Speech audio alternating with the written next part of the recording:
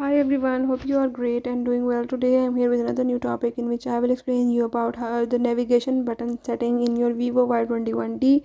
But firstly, if you are new to the channel, do subscribe and press the bell icon so you can get the new videos.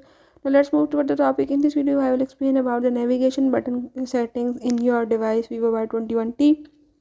Just follow the steps and watch complete video so you can understand about the navigation button setting. Let's watch the video.